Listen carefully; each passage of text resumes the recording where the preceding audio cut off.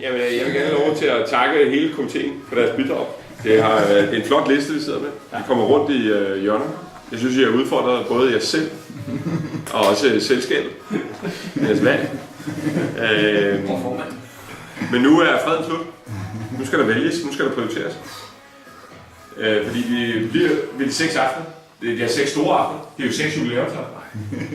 Jeg synes, det er helt afgørende for dansk viserskab. Nu håber jeg ikke, at sagt, vi har haft det. At Argentina kommer på programmet. Det er en fornærmelse, ikke? Det er en fornærmelse, ikke?